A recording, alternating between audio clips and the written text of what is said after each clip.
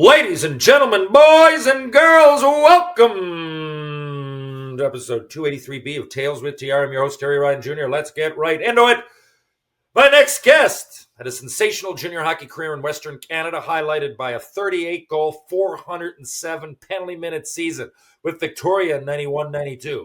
He followed that up with a professional hockey career that saw stops in Thunder Bay, New Haven, Toledo, Houston, Erie, Charlotte, and Reno, and won 2 championship rings along the way. He's also played in and won world championships in roller hockey. He's a successful entrepreneur and is involved with multiple charities in and around his home in southern British Columbia. He is a good guy, a feisty forward, a world champ, a slick sniper, a fantastic father, a fine friend. He was one of the best when he played junior out west. He could score, it's true, but can throw the mitts too. Unlike me, he grew up in BC. He had a canoe and he wore number 22. Folks, if you want a mild buzz, you're going to order a beer. Please welcome to the show my buddy, Jerry St. Cyr. Jerry, how you doing? Good, brother. How are you?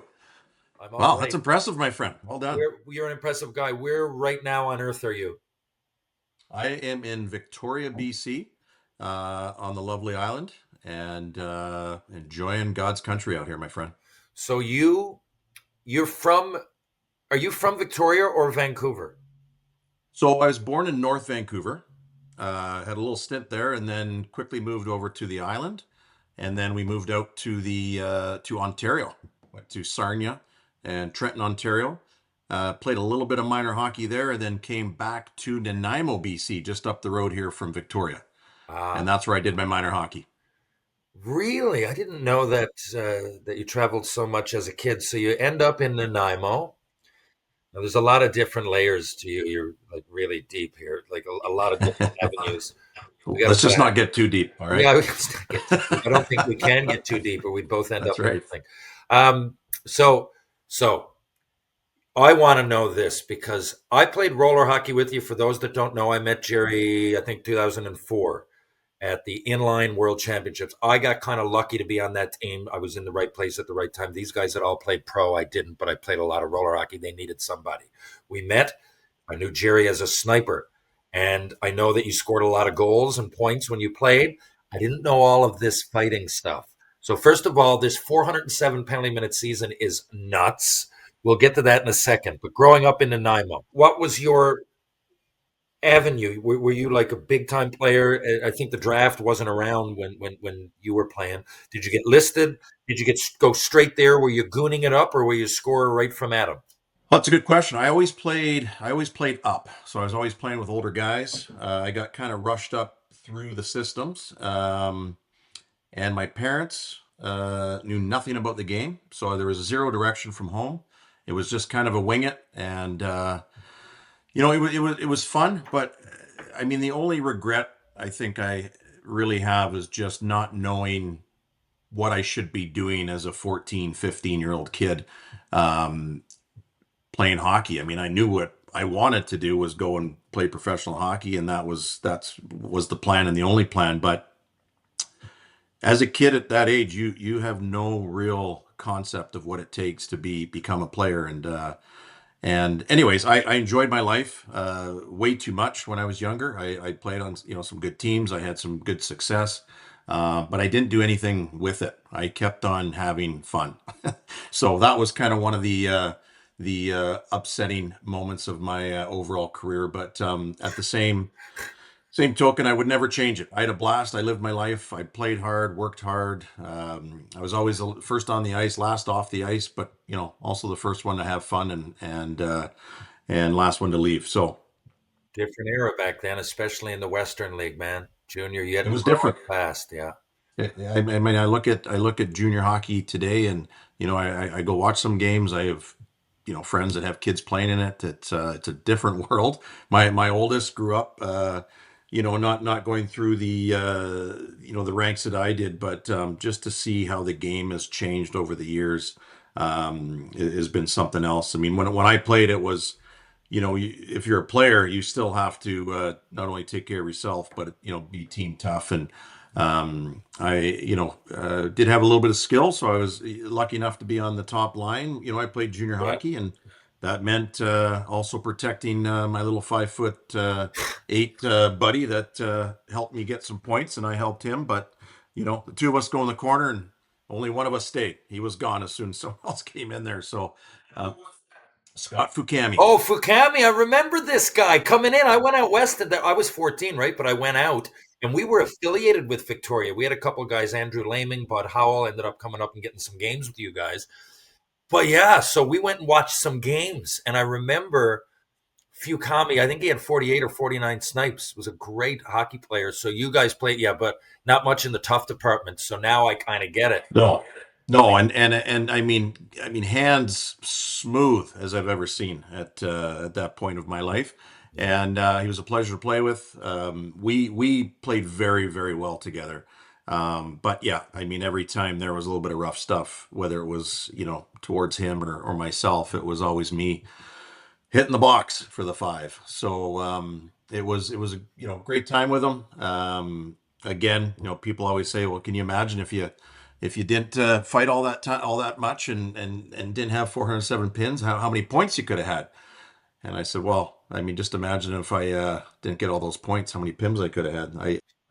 I enjoyed the fighting side of it. I really did. I mean, I love the contact, love being physical. Um, and I had a stint there with the New Westminster Bruins as well. Yeah. 15, 16, and that was hockey that I never saw in the WHL there. I tell you what, we had a very tough team, and John Van Horlick was my coach there the first year. I'm sure you remember that name. I played with his two sons, Matt and Quint. Yeah. There you go. Yeah. I do remember. So, I mean, John himself, Tough guy. yeah, and not all there, I don't think, when he was coaching our team. Wow. Um, I mean, the things that he made us do, and He was a cowboy, like an old school cowboy. I remember oh, that quote. He was 100% he was. Yeah, Cowboy. He was a tough guy in the NHL when he played. just He, you very know, intimidating. very, very intimidating. Didn't say much, but I mean, we used to, a couple times ride the bus with all our gear on, and he would drop us off 2 miles away from the rink, and Wow. we had to get our own way back to the rink. Um, Wow. he came in with, I don't know if remember the name Mark Cipriano. Yes, I do. Be another BC boy. Yeah. So him and I were the two young guys on the team, the two 16-year-olds. And he came in after one game and with boxing gloves and Really? threw the boxing gloves at Mark Cipriano and he put them on, and the two of them were sparring in the center of our locker room after a game because he was trying to tell us that we're playing like a bunch of can't say that word, but bunch of chickens out there on the yeah. And again, as a 16-year-old kid, seeing my head coach and my buddy here sparring at the center of the locker room was something else. And obviously, we can't do those things nowadays, but it was a lot, growing up and learning quickly, and you know, played with a lot of tough guys, a lot of good guys, good talent. But things were different. Things were different.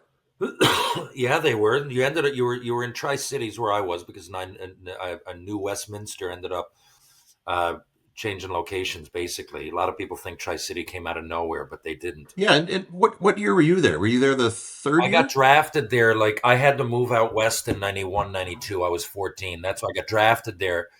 And their thinking, right, was that's why I went up to Quesnel. Quesnel was in the Rocky Mountain Junior League.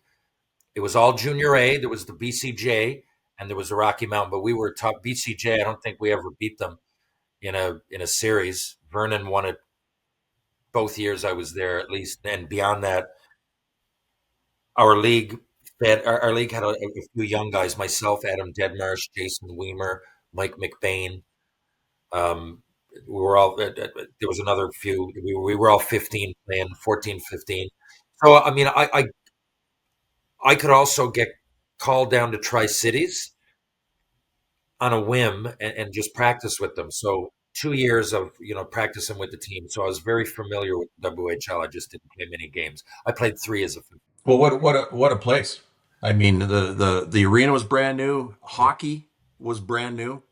I was there the inaugural year, and we didn't. I think our first, God, I want to say first 15, 16 games were all on the road because our arena wasn't quite ready yet. and we were traveling. No word of a lie, we were traveling an hour and a half to practice, and Yakima somewhere. we get on a bus, every day after school. We travel to the practice rink, and the arena that we were in was like, like the old school roller rinks. Yeah. Oh, yes. That's basically what it was, but with ice. I mean, the ceiling was only 20 feet high. I So I think you were mean, in Wenatchee. You were in Wenatchee or Yakima. We had to go there a couple times. it might have been Yakima. It might have been Yakima. Yeah. But I mean, the pucks would go off the crossbar and hit the ceiling, right? They would hit the Yeah. roof. Um, so, anyways, but I mean, what a experience as a young Canadian kid in the States, actually seeing what high school is all about. Yeah. Um, they announced our team at the big rivalry high school football game, and they had 10,000 people at this high school football Kennewick game. versus Kamayakan. Yeah.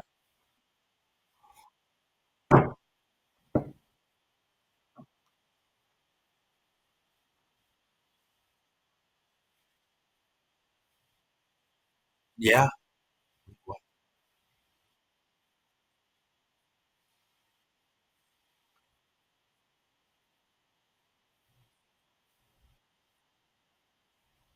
Yeah.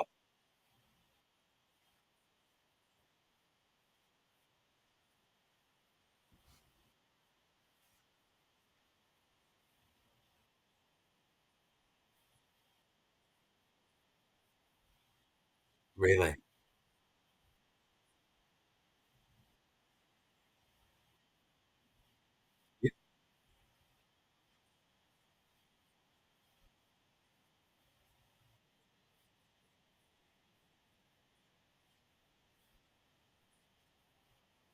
Yeah.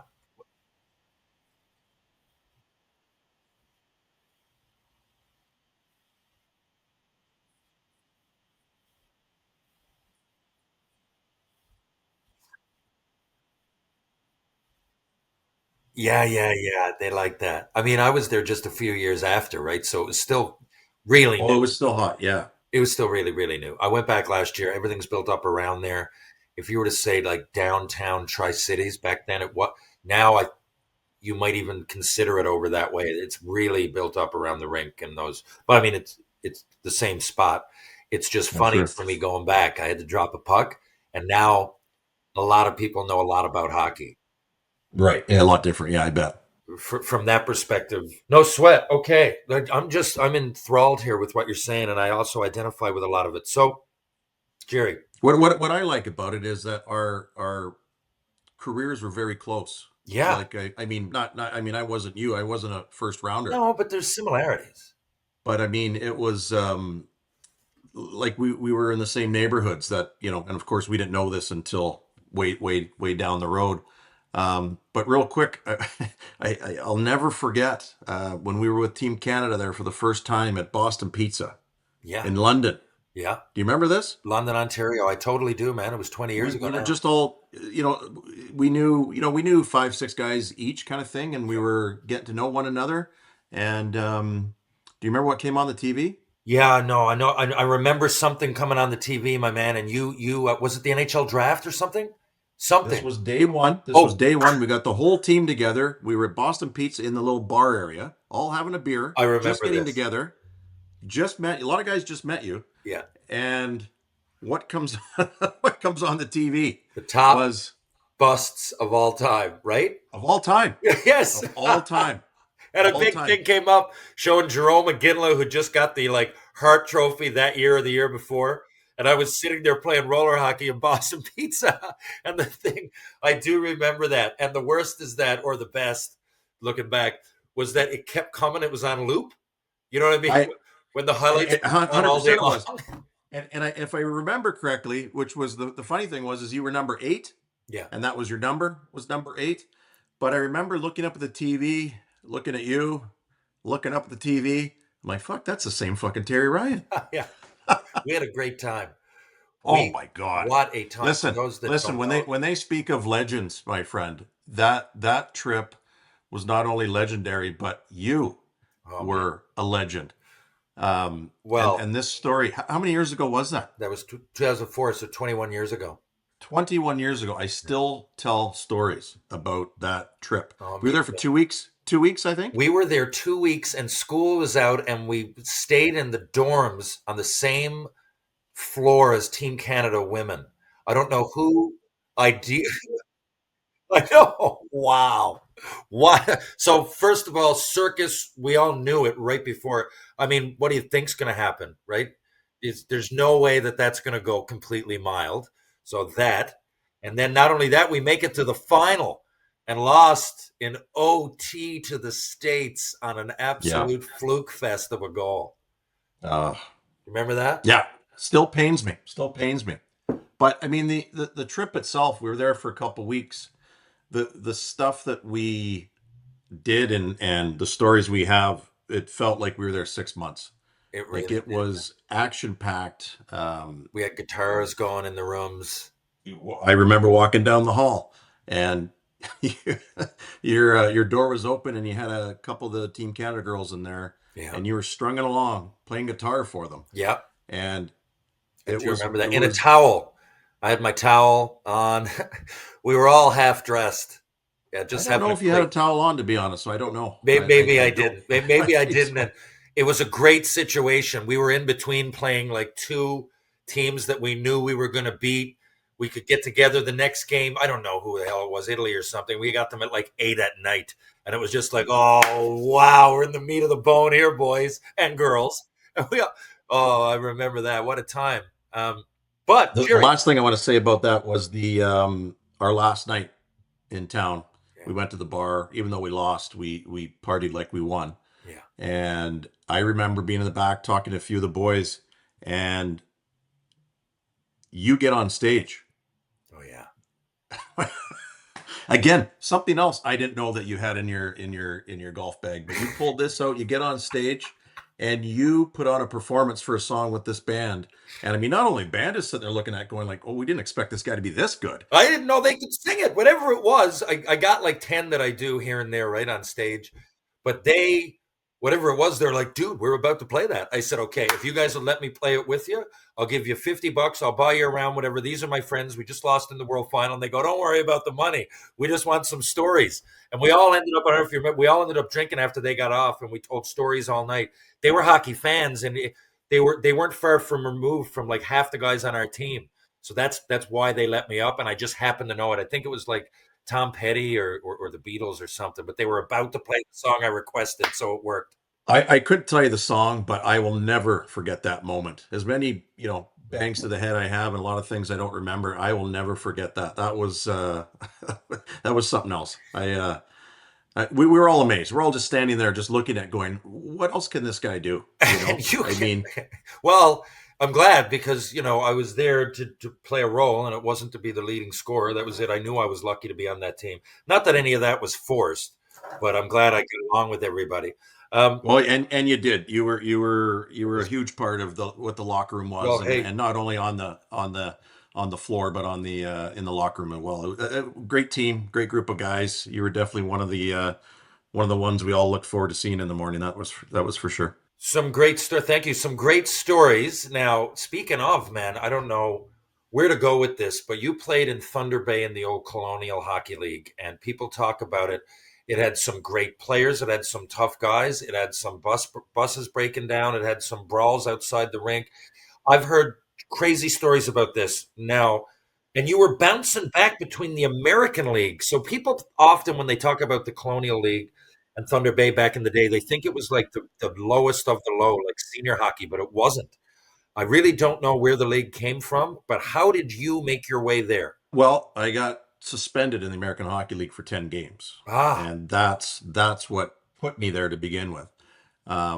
So the American Hockey League gets suspended for 10 games, so I wasn't going to play another game. It was near the end of the season, so they said, "Well, I'll tell you what, we're affiliated with these guys. You go down and play down there." And I'm like, "What the hell is a Colonial Hockey League? Like, what is that?"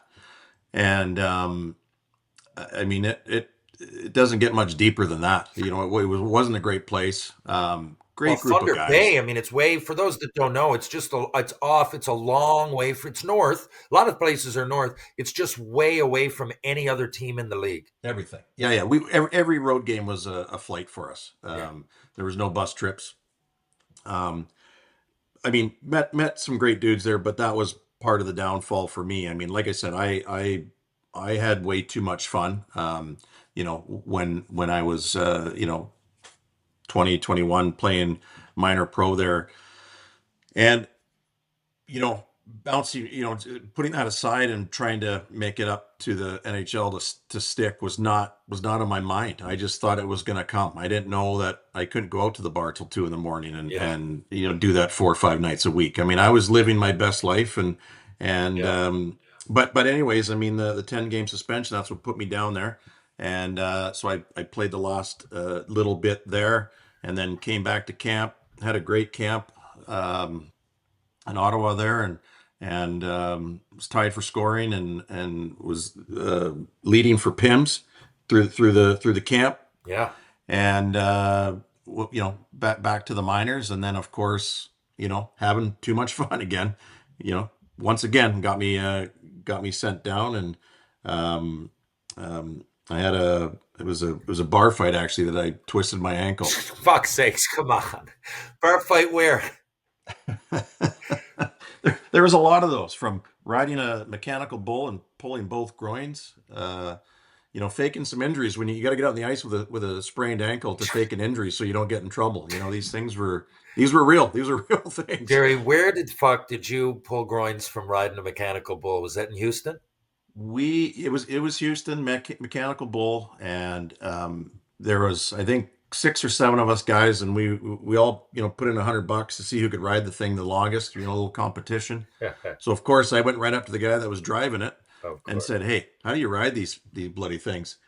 Like, it's upper body. It has nothing to do with upper body. You just hold on to it. He says, "But you got to squeeze with your thighs. That's how you ride this thing." I'm like, "Fair enough.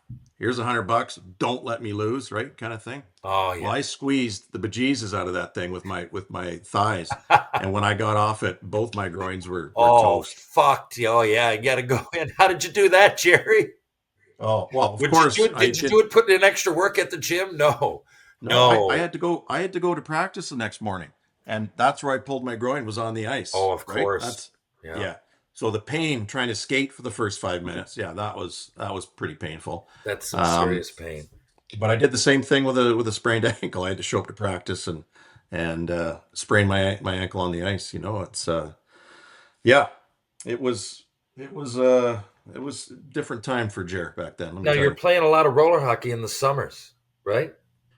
Yeah, that was another thing I had no idea that existed, was pro roller hockey. And myself and a couple buddies, we got drafted to Portland See, in the RHA. Hey, was that Port? I didn't know Portland. I knew the other places because we've talked about it. Portland, was that Oregon or Maine? that was Oregon. Yeah, Okay. yeah. And they were called the Portland Rage, and they had a professional wrestler as their mascot. Wow, really? Um, yeah. So we got drafted there, and we're just thinking, well, you know what? Don't know what it is. We're not going to play this anyways, but it's a free trip for 2 weeks to go have some fun, Yeah. get away. We did. And, after 2, 3 weeks, I started falling in love with the game, and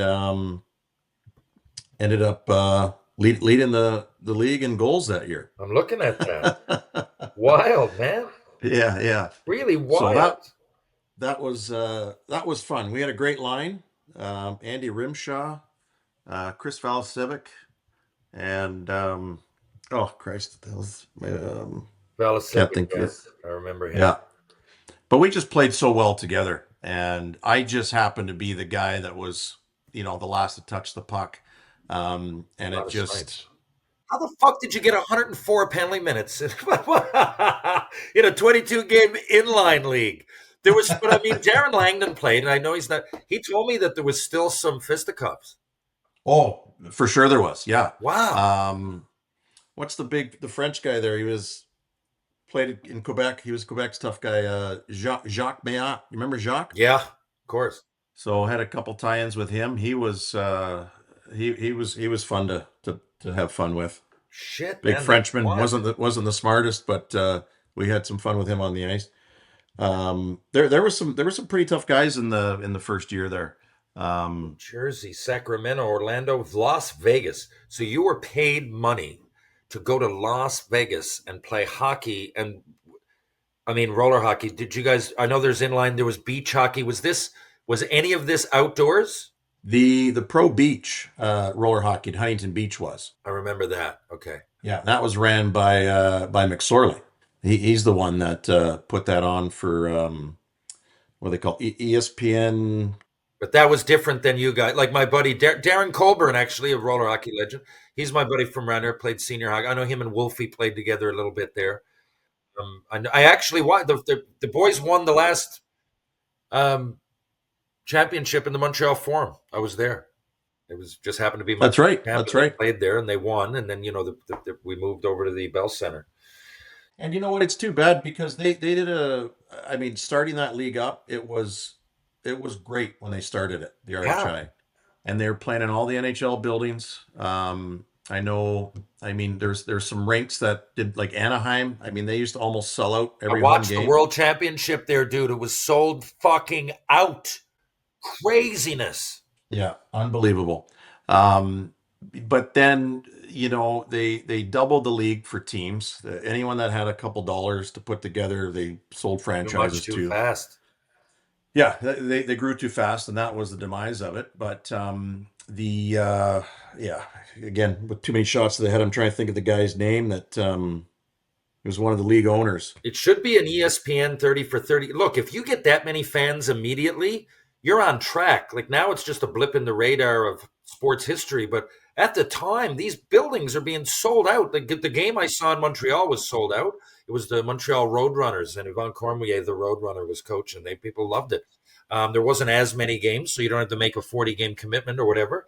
A lot of people went and supported a lot of these NHL buildings. If you're doing that well, so I mean, I've played ball hockey for 25 years, man, gone to world championships, everything else. We're slowly evolving, slowly, still not at that level. Boys went overnight to be a success, and then fuck it all folded, man. Too bad. And it was a different game, right? You dropped from 5-on-5 to 4-on-4, and instead of the 3-2, 4-3 games, you're watching 12-10 games, Yeah, and that's what was the excitement for that game. There was lots of excitement, lots of goals, and yeah. and the fans. I mean, they came out. It was great for the first couple of years, and then they ruined it. Unfortunately, it's too bad. I agree.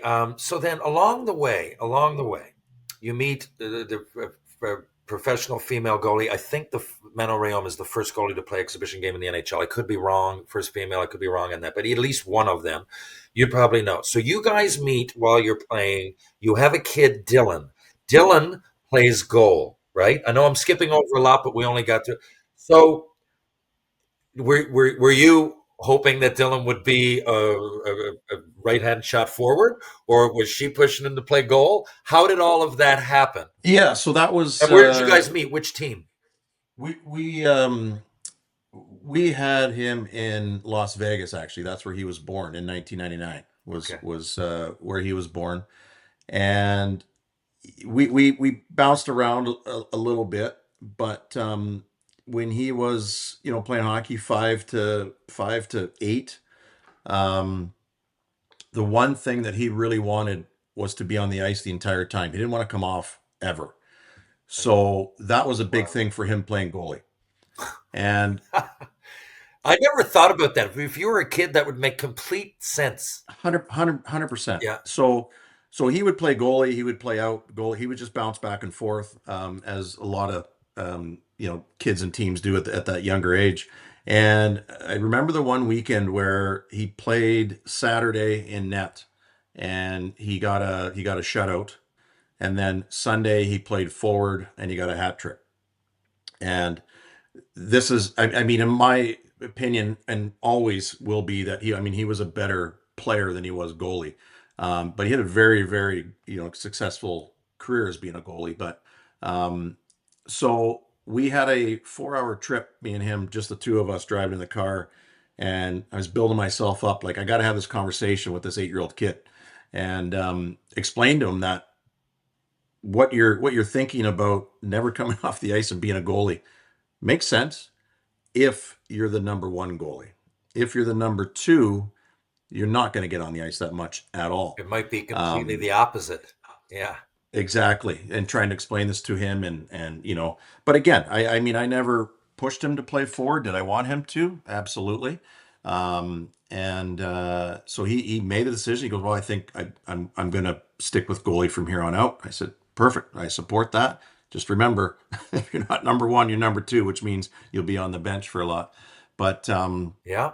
I mean, he That's, played with the 18 World Juniors, won a gold medal, right, with Team yeah. USA. I mean, great college career. Fuck, his numbers are really good. I look like really good numbers. The only bad numbers that poor kid has is his height.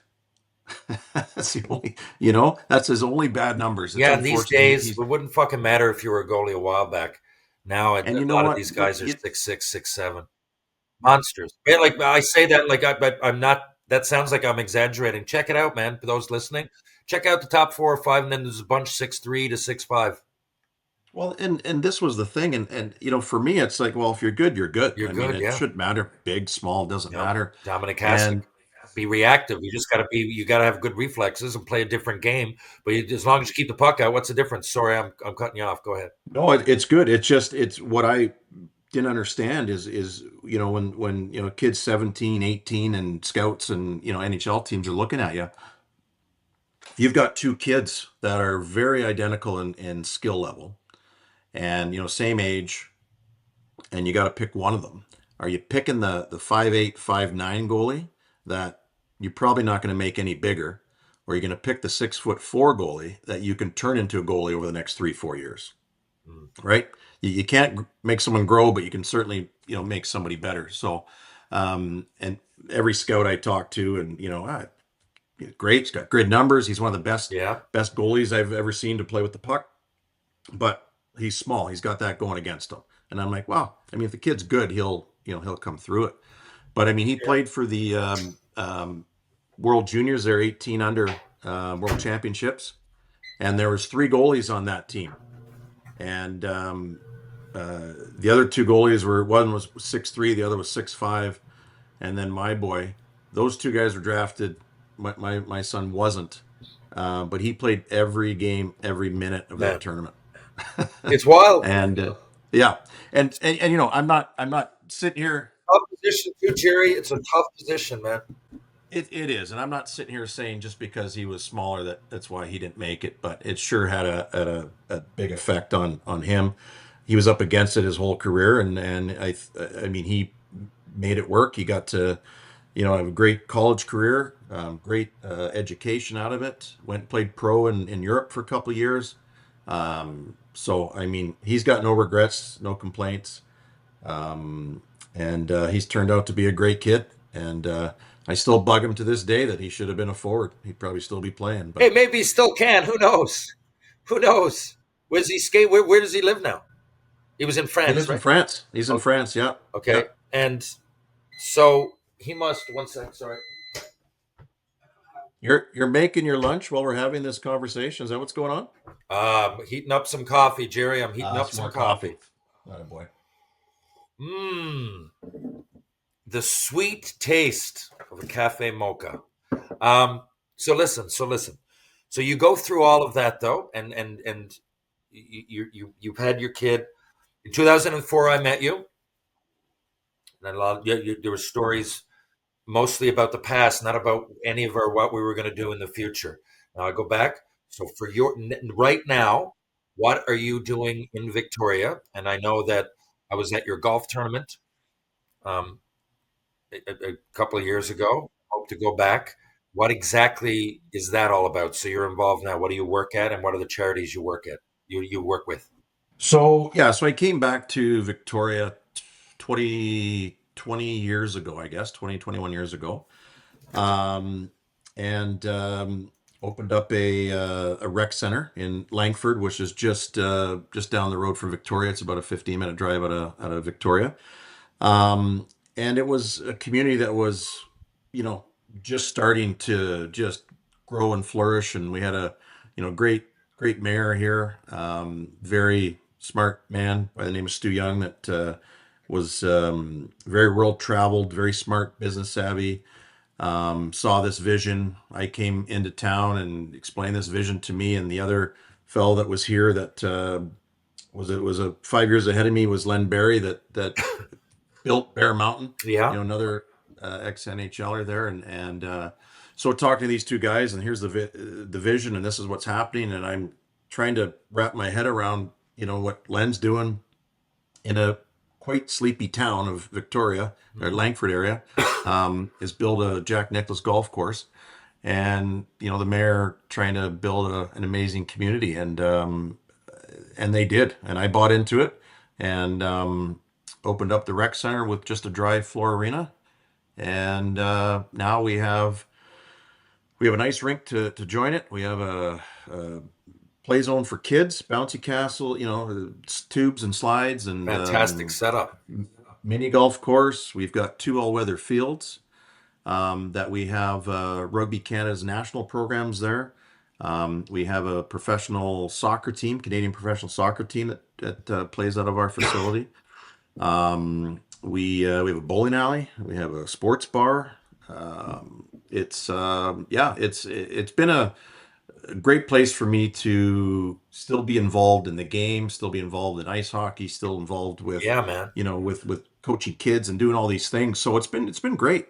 It's a lot of work, but it's the benefits sure pay off when you I now see these kids I used to work with 20 years ago that are now either running their own business or being very successful in the community, and it's just a really great community. And 20 or 30 years ago when I played junior hockey out this way, I never would have guessed it. So my hat's off to two guys that built Langford, and I was just happy to be a part of it, and still here thriving on it. I started a charity 17 years ago for kids that can't afford to play sports. Just being at a rec center and seeing some kids that only come to play drop in, they don't play in the league, and wondering, like, if you're here once a week doing drop in, I mean, why don't you just play in the league? Not even thinking that money was an issue. So I remember talking to one boy, and I saw him walking down the road with his hockey bag, come to our place to do some drop in hockey, pay his $5. And so after seeing him two or three times do this, I finally just asked him. I said, why are you not playing in our league?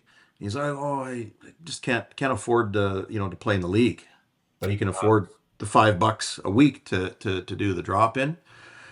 He would ride a bus 45 minutes each way with his hockey bag, walk down a street, for another 5-minute walk, just to come and play an hour of pickup hockey. Unreal, man. So that one hit home for me, and that was kind of one of the big things that got me behind, what can we do?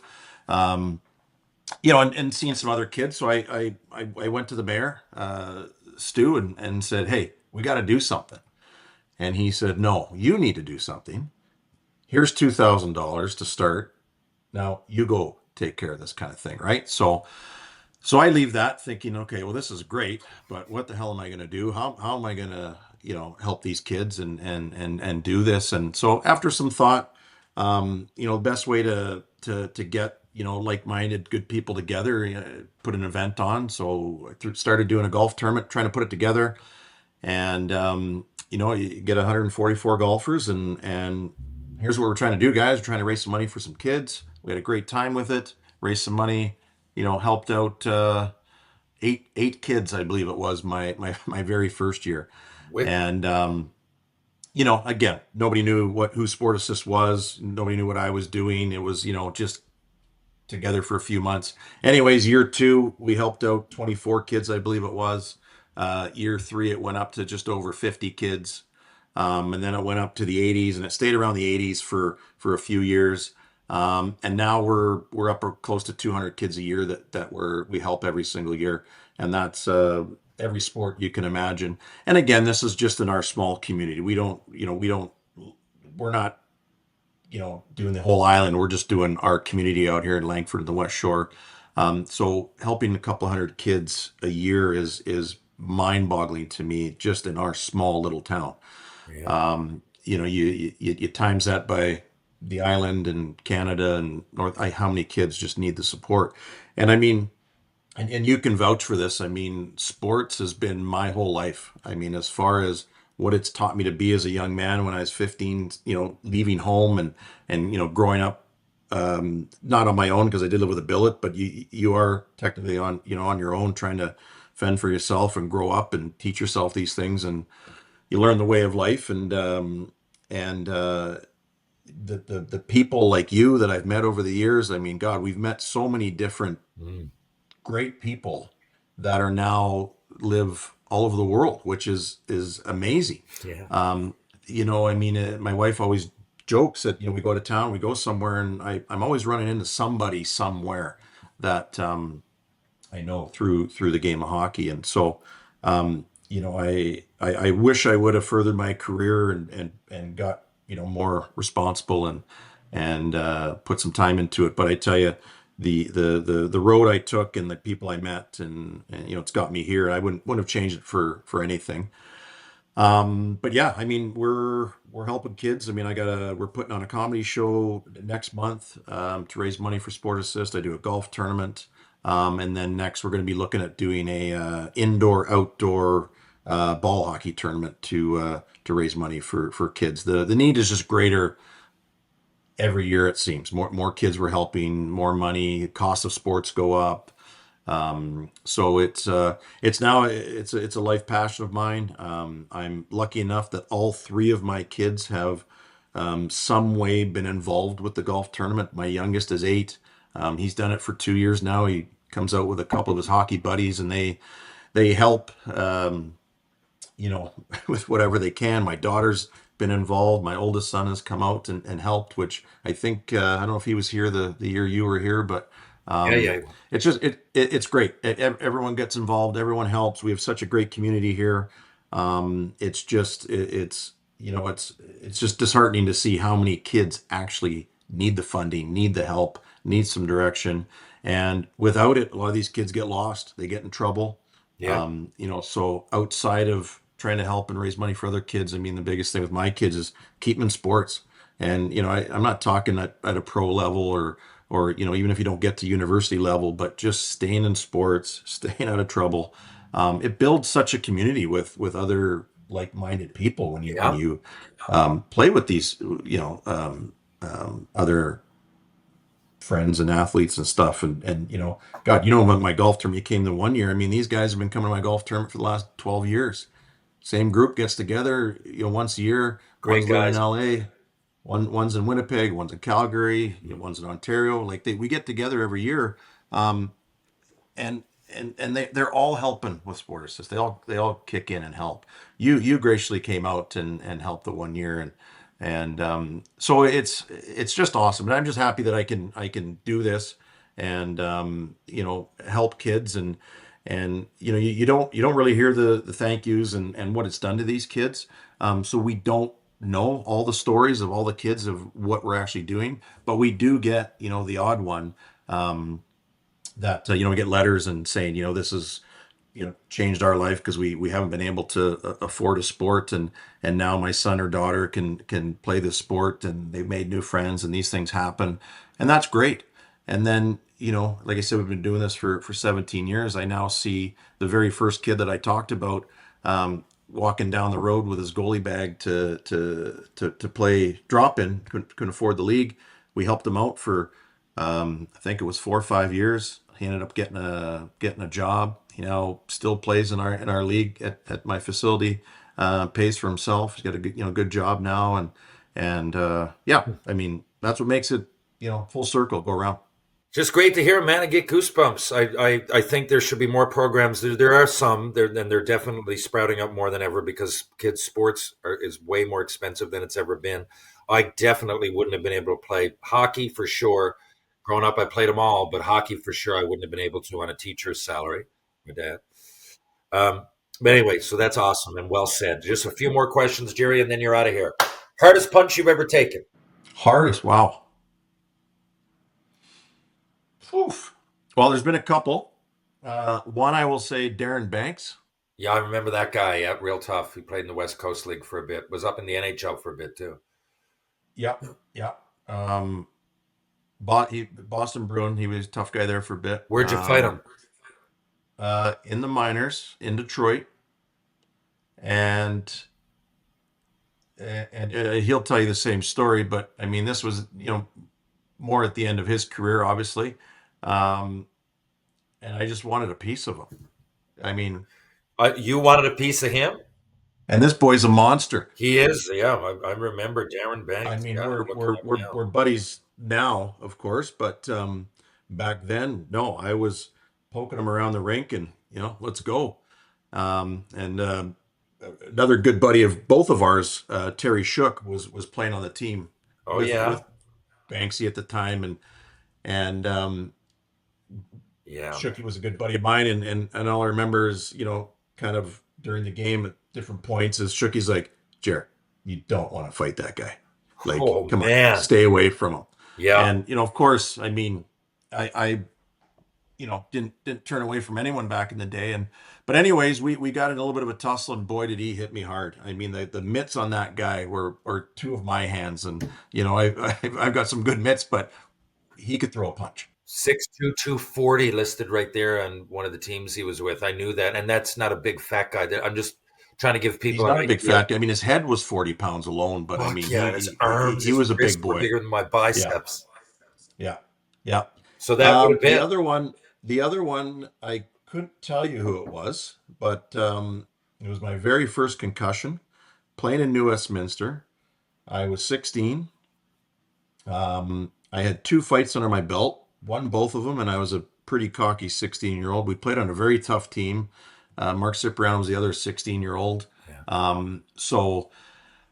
Anyways, my third fight at home in New West, get into this tussle with a tough guy on the other team, and he knocked me out. I don't remember much of it. And again, back in that day, got knocked out. I did my 5 minutes. They assessed me on the bench. You're good to go. I finished playing the game. Um, After the game, I hop in my car to go drive to my billet's house. I made it to the end of the parking lot, and that's as far as I got because I didn't remember where I lived. So Really I sat there for a little bit because contemplating. obviously I always quite wondered. embarrassed. I was quite embarrassed. I mean, like, Yeah. how do I not know? Okay, it'll come to me, right? It's gonna come to me, but never did. And so, tail between my legs, I back to the locker room, and trainers there, and I just remember, Jared, what'd you forget? I said, well, Where I live. and all he had to do was really look at me, and he's like, oh, come on over here. So, anyways, all we did is they called my billets, wake him up in the middle of the night, just make sure he's not vomiting, no headaches, make sure he's fine or whatever. Yeah, practice the next day. Played a couple nights later. Oh yeah, nothing. Just craziness, right? So I don't remember who that was, but I remember the day, and will never forget that it was that was an eye opener for me, and that was my first concussion. And that was just like, wow, that whole part of my life right there. Just I don't remember after getting hit. Yeah, Don't remember finishing the game.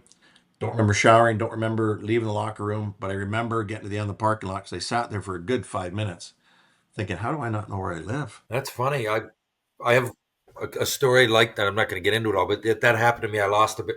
I remember then after the game, I was in a wheelchair coming out, and I was whoa. It's like I woke up in the chair, and I don't remember. I got hit in the first period. I don't know. Like I've no idea what happened in between. Apparently, I was acting fairly normal, but forgetting little things, like you just said. And then I remember, like afterwards, going like, "How do I not remember? Like, how do you not remember where you live, but you know what shoes you're wearing, or how to even get into a car? How do I remember this is a door, but I don't remember where the door is that I'm supposed to walk into? And it's a Yeah, scary place to be in. You know what I mean? terrifying. And at 16 years old, I mean, you know, it was an eye opener for me. And I mean, I had many more after that. Just and again, you fight and you get a concussion, and half of them you don't even know you have them. Yeah, And you play the next day, and Oh And yeah, then I remember, early go after my Blues. my career, I remember, guys, back with Crosby, he gets a Yeah. concussion, oh, he's out for 2-3 weeks, and what do we think, when we see that? We're just like, pff, like, Oh yeah. Just should it just if and so many like I'm so glad I'm all right. I had a few bad post concussion syndrome, and I wish I'd gone back and even it's a brain. And not even thinking about it, I'll be back. I mean, come on, is that going to hold me down a bit? Like, really should have talked to somebody, at times I did, of course I did, but I really wasn't as adamant until really like some really dark moments as I should have been. A lot of players should be. So if anybody's listening, there you go. Get on it. Pedal to the metal when it comes to that. Go see the doc. Jerry, if you were on death row, what would your last meal be? why am I on death row? I think what you've done is you've gone crazy. Someone has come to your golf tournament and they've agreed to donate some money, but they've making an ass of themselves at your tourney. They're poking fun, and they you just found out that they went in and they robbed money off these kids. So what did you do? You caught them. They're in the safe. They're robbing money, and you turned the guy around. You punched him, but you know what? His head hit the ground. Now he's dead. You happen to be in Texas for some reason. You've gone to trial. You've been given the death penalty now, so you get a bit of sympathy from the outside world, but it doesn't matter. You're going to die. Now, what are you eating for your last meal? Wow, that's a great question. Well, if I'm in Texas, I mean, you got to have a nice T-bone out there, I would imagine. Steak's got to be good. Go. Um, but what am I going out with? Well, so I'm not worried about my figure at this point. So No. some dessert's going to come into play. But I mean, I got to start that off with a nice T-bone for sure. I'm going to have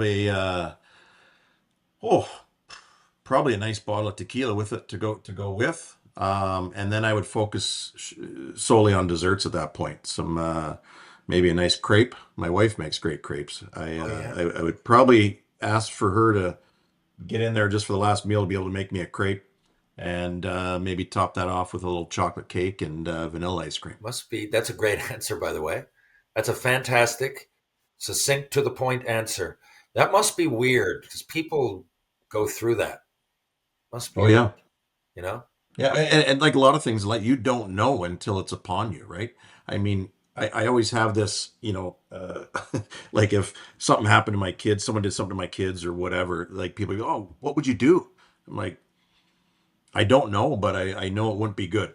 It You know would what I be mean? good. And that it would not be good. And that's what scares me the most is what would I actually do? But I haven't got to the point where I've thought about my last meal yet, so that's probably a good thing. Probably. If you could have a superhero, or if you could have a superpower, you would be a superhero if you could have a superpower. Which one would you pick? That is an easy one. My youngest is 8, and ever since he was, I want to say 1.5, um, I was the Shrek, or sorry, the Hulk. I was gonna And say yeah, yeah. the Sorry. And he was the Flash because he was very, very fast. nice. So me and him for I want to say for probably good 3-4 years, we had this thing that he was the Flash, not really, but I was the Hulk, but I really was. And we had this thing back and forth for quite a while. And it was probably about a year and a half ago that I don't think words were said, but he knows now that Dad's not actually the Hulk. Of course, he's 8. You're right. That would have taken him right to like 5.5 or 6, and he's totally cool. It makes total sense. Of course. I mean, who's stronger than Dad? I mean, this guy throws me Yeah, right. around. And Yeah. and Not that you're and violent. you know, I just did. You fuck around when you're a kid with your parents. it was very cute. It was one of those things, and just with the wife is just like, I mean, I don't know how long I can keep this thing going, but um, every once in a while, he was just like, Dad, get mad. I want to see you. I Get want to see you that. turn into the Hulk kind of thing. And I said, no, that's not a. So nobody wants to see it. It's not a good thing. It's only when bad things happen, and hopefully we never have to, see that. But it was very cute, very cute. He is fast. He's a fast little skater. He's 100 miles an hour all the time. So I still call him the Flash, but that would be it. Yeah, for sure. Wonderful. That's a good way to end it. I got to take off, Jerry. I promise you a half hour. It's 55 minutes, but I appreciate it. Now, do you have anything else to promote or anything before we go? You're going to be at the Shoresy Classic. We're out in Vancouver, January 20 something. Check into it online. January 26th. I wouldn't miss it. Yeah, January 26th. And you want me to sign some things and get some of the boys and girls. They're going to be there. A lot of the Shoresy cast is going to be there. We'll come out after. We'll sign some stuff for your not first assist, sport assist. Is that what it's called? Sport assist, yeah. Sport assist. Yep. We'll figure all this out. I'll see you there, and then hopefully down the line we'll get a few of the guys and girls out to your tournament. Do you have anything else to say before we go? Yeah, just the last is I do have the it's our silent auction that will be coming up for raising money for the kids, and I like to think the biggest thing on there is the 2 tickets to come down and watch you guys take on the Canucks alumni. But few of my friends have shown some interest in this because I mean Shoresy's taken off, and they've met you at my golf tournament. They see you on the show. They're all bought in with the Shoresy. Yeah, I talked to some of them here and there. Oh, just and you know what? It's great. I love seeing that you're doing awesome, and I mean you are such a good speaker. With all these events that you do, you're 100 miles an hour all the time. Your personality is absolutely perfect for what you're doing. So I mean I appreciate any help that that you gave with the golf tournament. Now you're gonna help when a couple guys will buy the silent auction. They come get to meet you and some of the cast, and I mean that's again it's what it's all about, and just happy to know you and for this long, and the memories that I've got with you that go back some time, and I love sharing those stories. I really do. So happy to see your success. I mean it's pretty awesome what you got going on, and just ride it, my man. Just enjoy it. Thank you. I appreciate it. And the feeling is mutual. I knew when we met in 2004, and again, there's many parallels. We have a lot in common. I knew we'd still be buddies. Thank you a lot for doing this. We're going to see you in not really that long now, just a couple months. And good luck. Have a great Christmas, and all the best to Sport Assist. Anybody listening to this that wants to look further online, check me out. Send me a message on Instagram, Terry Ryan 2020, or check out Sport Assist online. Do you have a link, Jerry? Sportassist.ca. There you go. Thanks to my friend Jerry St. Cyr. We'll be back in just a couple of days with more Tales with TR. Thanks for listening. Thanks, Terry. There it is, Jerry St. Cyr. Thanks to my good buddy and former teammate. Love to see him doing well and raising money for so many awesome causes. Well, the main cause being Sport Assist, but he's a positive guy, and it's no surprise to me that he ended up in the position that he's in. One of leadership, and he's business savvy. He's a leader and a great teammate. He's a teammate now to all those people that he's raising money for and he works with. That's the way the world goes round. If you're downtown St. John's, Newfoundland and Labrador, check out the Bull and Barrel, Trinity Pub, TJ's Pub, Rob Roy Confusion, the Martini Bar.